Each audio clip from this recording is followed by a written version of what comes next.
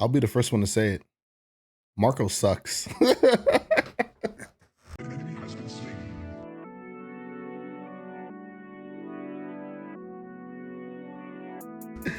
Yeah, nah, bro. Anyway, welcome to the channel. Today I'm going over this OP08 leaders. The last one just got revealed.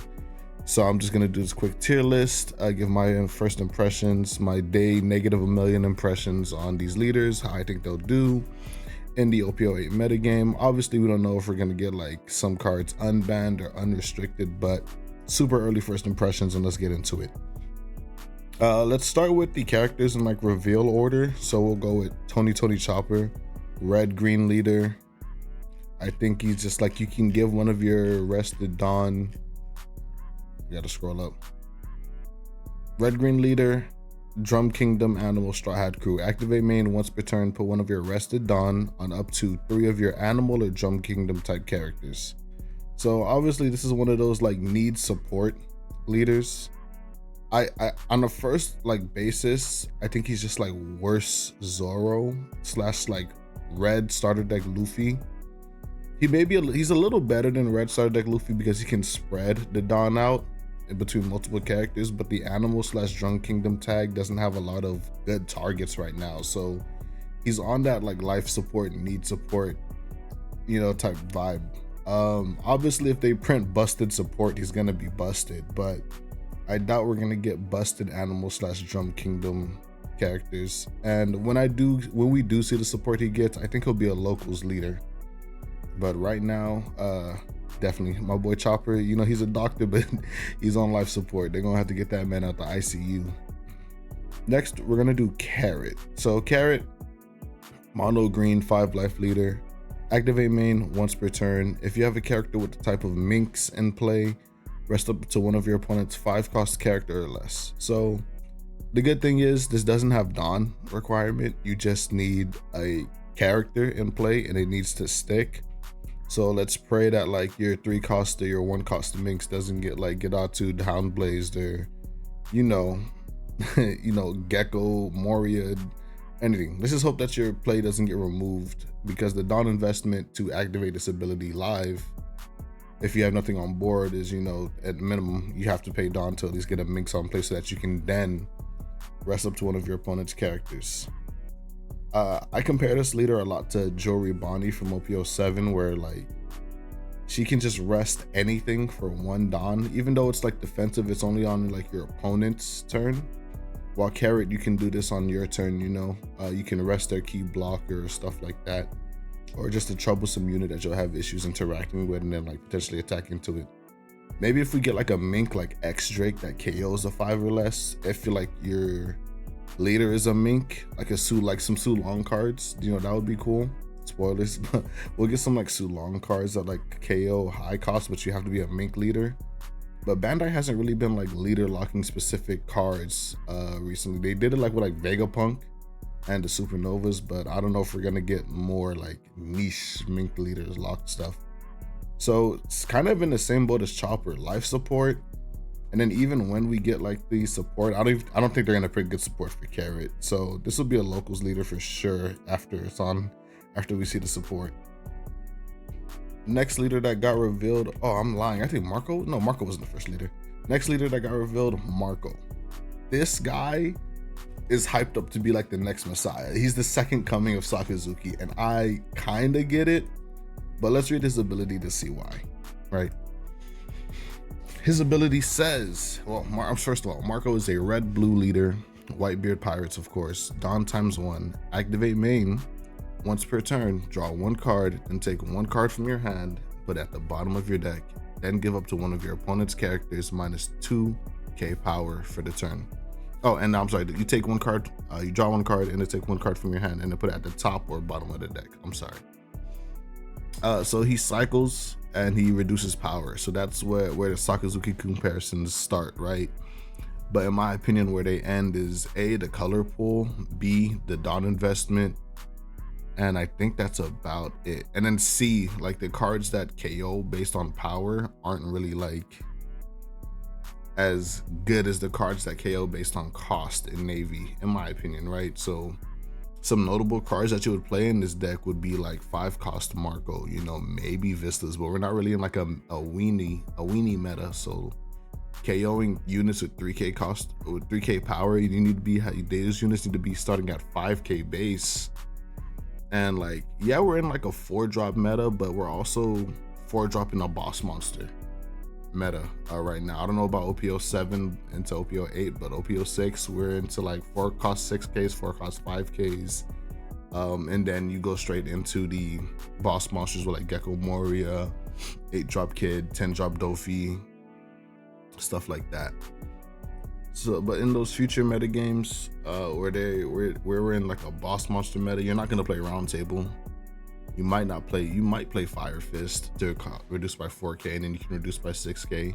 You're definitely gonna play Ace, which reduces by 3k, and then Leader Ability will reduce by 5k, which you need to be on 8 Dawn. So you can like potentially remove like with a lot of investment in 8k, or less. It depends on what you're using. So if you're using Seaquake, that KOs at 3k. You play Ace, he removes 3k power, and then Marco Leader Ability will remove another 2k, so that's 5k, and then Secret KOs at 3k. Let me real quick double check what Seaquake removes. So yeah, so at 3k, so you can remove an 8,000 power unit for like, I think 9 Dawn, 1 for Seaquake, 1 for Leader Ability, and then 7 for Ace. So 9 Dawn, you can remove an 8k power body. Sounds great. And then the cycling is cool. I see people like doing things where they set up with Sanji and the New Gate. I'm not impressed by Sanji and the New Gate because we aren't in a format where like big body equals good, you know? The big body has to do something now. So I would be more impressed if we start doing like Sanji and the Ace is nuts, because Ace has rush and Ace has power reduction. You're actively impacting the board and you're not just establishing bodies. I think maybe Sanji and the Shanks, or Sanji into another big rusher, would definitely be the way to go when we're building Marco. I think he's a contender for sure, but I do think he's overrated if I'm gonna keep it a bean. Obviously, we haven't seen support, and then with support, he can be meta defining, but I don't have my hopes up. Like the cards have to be really good, and we've already seen like an Ace that just like filters more. So we'll see. I think he's a contender for sure, but I don't think he's gonna be like what warps the metagame around him. All right, next leader. What do we got? I hope you guys can hear the scrolling from my mouse. Next leader revealed, King. I'm not even gonna talk about it. He's just up there. King right now, like in this like day -100 format, where people are just printing the proxies and like playing them. Bro, I wanted a black purple King leader, another King leader so badly. OP01 King, they did not do him justice. And then like, if we just take a second to look at the art, look at this man. Look at this man, bro. I'm not gonna lie, OP08 has some really good like hand-drawn art for like their leaders. It's so good. Anyway, enough glazing. Enough glazing. So King, his ability says activate main once per turn, Dawn -2, choose one. If you have 5 or less cards in your hand, you draw 1 card, or you can give up to one of your opponent characters -2 cost for the turn. Why isn't he getting the Sakazuki comparisons? Because he has the cost reduction and he has the cycle, but you aren't pitching a card from hand. You're just returning 2 Dawn and drawing it. You being a purple leader, you can ramp. You being an Animal Kingdom Pirates leader, you can play Onigashima. And then aside from that, we also have 2 searchers for the deck, right? We get our own Tashigi in this queen, and then we already have the who will claim the One Piece event from OP07. So like, why isn't he getting the Sakazuki comparisons? People are just saying he's a black deck with ramp, and I'm like, what is the problem? Bro, like King being able to search Onigashima, play Onigashima, ramp, do Dawn tricks, ramp, KO, play 10 cost Kaido, play Gecko Moria, play Kuzan, play that killer 2k counter that like KOs a 2 cost or less whenever you Dawn minus, He can play Reiju off of Moria. Black and purple has so much good synergy, and our only other leader was Z, and it makes sense because when they print these leaders with really good color combinations, they're kind of testing the waters, you know. When Rebecca was like the first blue-black leader, and she was like tier 1 in Asia and like that entire region, but like over here she didn't really translate because like you had to dedicate a lot of time to really see the results from her. But like with Sakazuki, the leader was just automatically like really good because his abilities were really good, and then the build came together, the color combination was cracked. But I can see King being, you know, I don't think exactly Sakazuki tier, because purple and black, like while they do have a lot of synergy, it also has like some weaknesses of being a little bit more slow, and you don't have that explosive Rebecca Hinaluchi. You also don't really have access to like bottom decking on characters as easily as Sokka does, and like you don't have like a Houndblaze. You have like Sheepspawn and stuff like that, but negging Dawn is way more impactful than just being able to play Houndblaze, you know, for free. I do think King is meta defining. I don't think he's like, you know, peak Sokka tier. If we give Sokka like an 11, I think I'll give King like a 9.5 / you know, 10. But yeah, that's me glazing. Pudding, we're glazing again. Oh my goodness. Oh my goodness, people were crying about 10 mom bans and stuff like that before. Oh guys, you haven't seen anything yet, bro. Once again, in this printing the leader out and proxying, I've seen lists that ran Zorojuro so that like you go first, you one Dawn, you do whatever. You can play like your One Piece searcher spell if you want. You can play your pudding if you want to search more Big Mom pirates. Right, turn 3, you play your Zorojuro, you attack your leader ability, so you're on 4 going into 6. Turn 3, if you've taken damage, you swing with Zorojuro, you're on from instead of 6 Dawn, you ramp up to 7, and then leader ability you ramp up to 8, and then on your 4th turn you're dropping Big Mom going first. So you just need to ramp 3 times to get to Big Mom on 4, right? Going first, you're already gonna ramp twice because of your leader ability, unless you get like stunned with like Arlong or Bonnie or something like that. I know Bonnie can't stun you, but barring any like weird tech, you ramp twice with your leader ability, and you just need 1 outside source of ramp to really like get you to Big Mom on turn 4. Whether that can be Zorojuro, Bon-chan, 2-cost OT, lead performance disaster, the list goes on. You just need to see 1 additional piece of ramp in your first 2 to 3 turns, and then you're on Mom on 4. And that's nuts. And then going second is worse. You're still on Mom on 4, but I think you only need to ramp with like leader ability twice, because right, you're on 2 Dawn, then you're on 4 to 5 with leader ability, and then you're on 7 to 8 with leader ability on like your 3rd turn, and then once again turn 4 Big Mom.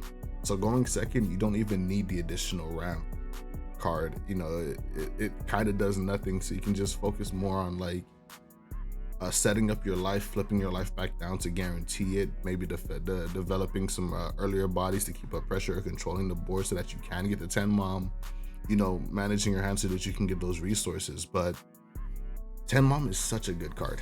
It's such a, you know, it's such a good card. You're purple as well, so if you wanted to, you can play like 9-cost Rush Kaido if you wanted. I think purple is just like a support. This is just a, you know how they said King was just a black leader with ramp, Pudding is just a yellow leader with ramp. We're gonna play mainly yellow cards in here. If we do see like really good purple Big Mom pirates, for sure, but we don't need it. Same thing with King. If we really see some really good Black Animal Kingdom pirates, sure, but we may not need them. And any more fuel to the fire is just crazy. Like if we get like Houndblaze and like 7-cost Borsellino like type cards for these leaders, how can they not be the top of the absolute meta? And then here is where like, and then Kagaya, I forget his name, Kalgara, right? Here's where it gets kind of weird. I want this leader to be good. Let me read up his ability first, right? So Kalgara is a yellow leader, 5 life, 5,000 power, Jaya, Sky Island, Shandoran Warriors tag. Leader ability, Dawn ×1 when attacking. Put a character with the Shandorian Warriors type from your hand into play.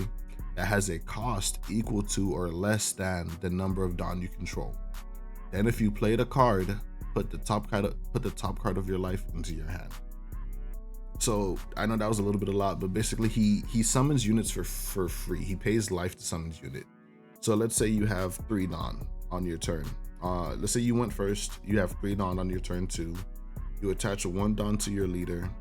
You attack, or no, you can attach all 3 Dawn to your leader. Swing 8,000 into their leader. Use your ability. Play a 3 cost or less Shandoran warrior from your hand, and then you take the top life of your life to your hand. So on your turn 2, you've basically played that unit for free, and you can do it every turn after, right? One example that I seen on Twitter was that on your 10 Dawn turn, you attach 1 to leader, you attack, you play a 9 cost if we get one, and you get a 10 cost Shandoran warrior on play, and then you get to play, you still have 9 active Dawn, so then you get to play Yamato and heal a life and possibly KO something on their board. So I think this leader, just because of like that one specific interaction and literally being able to cheat Dawn, this is another one of those cases where like we're getting a yellow leader that has like a toolbox effect like a Nell, where like he can kind of just be not evergreen, because you still have to play Shandoran warriors to really get the full capability, but being able to toolbox and cheat Dawn is a really weird thing to give to yellow. But I'm here for it, because I want this leader to be good. I want like an aggro yellow deck, because I think that's what they try to do with like Vegapunk, making him like Iceberg, like a value-based yellow deck. But for this, we need a lot more cards, because if we look at like the current Shandoran stuff, it's not looking good. If we look at the current Shandoran warrior stuff, he only has like 1 fight. I was so hyped for the leader. I was trying to like theory craft. Like as soon as I woke up, I was like, yo, this leader's gonna be crazy. What Shandoran warriors we got? I know we just got some. We have this one. Basically he bottom deck the stage, KO with 2 cost or less, 3 cost 4k, vanilla 3 cost 5k, 3 cost 4k, bottom deck of stage, rest opponents 4 or less. This is a blocker if you have like another Shandoran, and then this is like your searcher, so you bottom deck a stage and then you look top 5 for another stage or a Shandoran warrior, and then you bottom deck the rest and then reject, of course, but this card is banned. We don't know if it comes back off the list, but like we're not looking good. I'm not gonna put him in life support. Oh, well, actually I can put him in life support. I don't want to. But I feel like he's kind of life support, but he's looking like to be honestly a contender. Depending on the support we see, he's not like these two who are just gonna be life support into locals leader. I think he's like on life support right now into contender, and then like if the support's crazy enough and the build is crazy enough, I kind of want to glaze and say meta defining. This is a bias, I'm a yellow enjoyer. This is a bias. I wonder if I can zoom in a little bit. But yeah, so like this is kind of how I feel about OP08. These leaders are kind of cracked. I'm not even gonna lie. I'm really excited for this set. OP07 had like a decent amount of cool leaders. I want to play like Rob Lucci and then like have fun with Boa in that set, but everything else in that set doesn't really excite me. These leaders, however, like these 2 leaders, and then I'm excited for half the leaders in the set.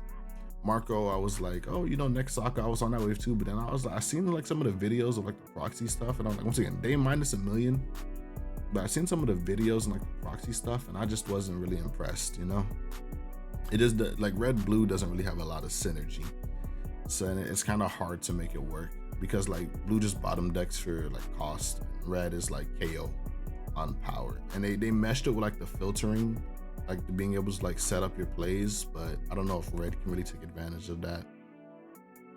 Like this, it might just be like Sanji deck, Yeah. Anyway, those are my thoughts. Those are my thoughts on the OP08 leaders. Let me know what you guys think. Let me know if my take is wrong. Marco will be the second coming of Sakazuki. Chopper, Carrot, we'll just find some way to aggro down King and Pudding, and then I'm completely wrong. But I doubt it, man. If Pudding and King aren't like the best decks in the format, with Marco coming in second, and then like this like being like tier 2, tier 3, and these not existing. I think that's exactly how that's gonna play out. But day negative 1 million. We won't see this over here until like November or something. So I'll come back in November, do a revisited, and then like I'll eat crow, you know. Anyway, have a good day, guys.